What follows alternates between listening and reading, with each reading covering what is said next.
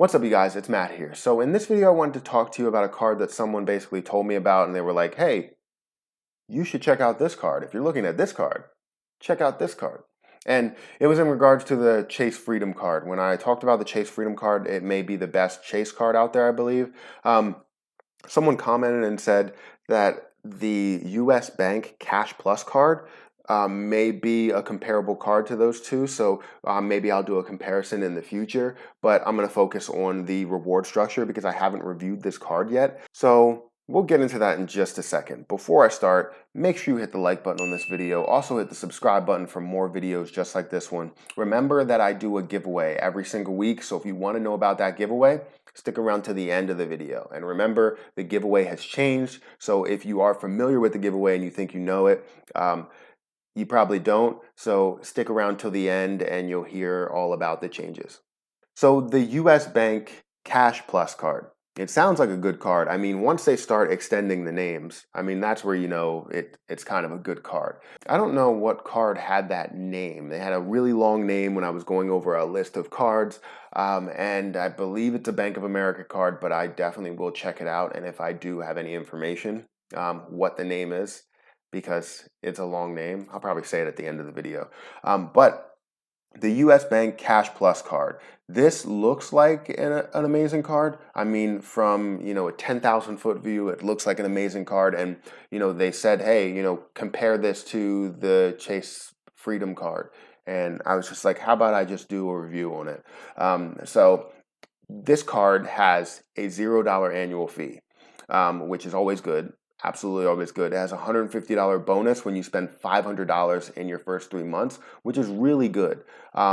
Usually you'll see, around that 15% to 25% when it comes to bonuses. So that's a really good amount that you're getting back in regards to how much you're spending. You're also getting 5% cash back on 2 categories of your choosing. So you can choose things like gas stations, groceries, restaurants, things like that. You can choose all of these different things. So you're getting 5% cash back on a choice category, which is absolutely awesome. You think about it, choice category.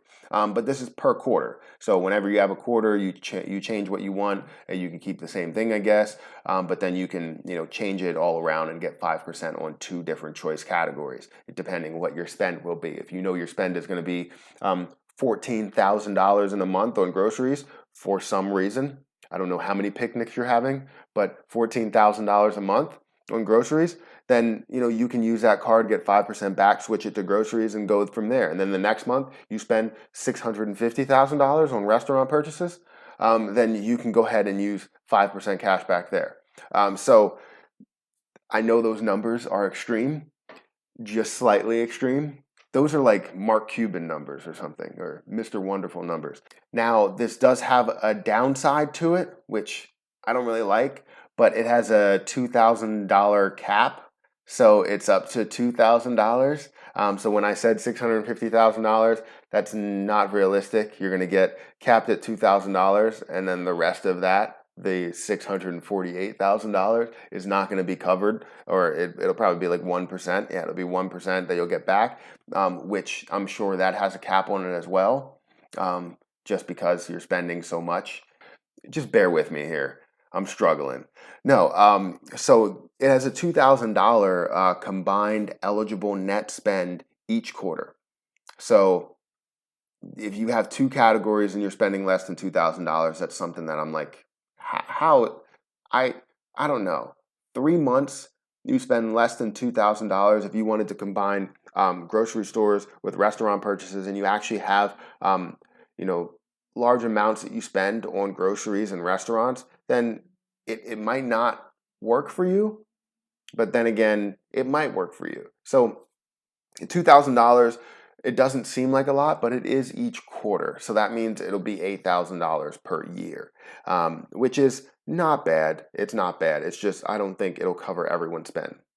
Also, you get 2% on one choice category, which you can choose any other category and get 2% on that, and then 1% on everything else. Now, you do have a 0% APR balance transfers on balance transfers for 12 months, but that's pretty much it for that card. So let's get into the APR and fees just to see how that breaks down, and then we can get into how I feel about the card and if I feel like it's worth it. And then we can, maybe I can do a video next week on like a comparison between the two, the Chase Freedom card and then this card, or the Discover card and this card, or all three. So like a battle type of thing. That would be cool. So let's see, the annual percentage rate is 15.49% to 25.49%. That's pretty high. You should never pay any interest, so don't really worry about that, but I am going to give you the numbers. APR for balance transfers is the same, 15.49% to 25.49%. APR for cash advances is 25.49%, which is relatively low compared to a lot of other cards out there. They don't really want you to do cash advances, so they put it at like 30%, but that's closer to 25% than 30%, but it is over 25, so technically you round up to 30. I'm not going to get into that now. I kind of already did. Whatever. So you don't have a penalty APR on here. I'm guessing it's just the same thing as 25.49%. It says not applicable. So I don't know what that really means. If you have a penalty, then you should be getting charged something, so they should have put something here. If it's the regular APR, then I understand. But yeah, this card has no annual fee. It has transaction fees, a balance transfer fee of 3% or $5, a convenience check cash advance fee of 3% or $5, cash advance ATM fee of 4% or $10, cash advance fee of 4% or $10, cash equivalent advance fee of 4% or $20. It doesn't have any overdraft protection. It also has 2% on foreign transactions for foreign ATM advance transactions in US dollars, 3% of each foreign transaction purchase or foreign ATM advance transaction in a foreign currency. You do have penalty fees of, late payment fee of up to $40, return payment fee of up to $35, over the limit fee of none. So this is probably the largest set of credit card terms that I've went over. When it comes to transaction fees, that's a lot. I've never seen that broken down in that form or fashion. I've never seen it. But this overall card, when you think about this card here, the US Bank Cash Plus card, is it a good card? I think it's a good card. I think it's a decent card and you can get a lot of value out of it when it comes to those two categories. Do I feel like that you would have to partner it up with other cards in order to get everything covered in a year? Yes. I know that I spend a lot more on groceries. So if I had two categories, then it would just push it over the top. But this is a really good card. To be able to get 5% on choice categories is something that you don't really hear of often. It's really, you have like revolving categories or things like that. Choice categories are different, and that's really interesting.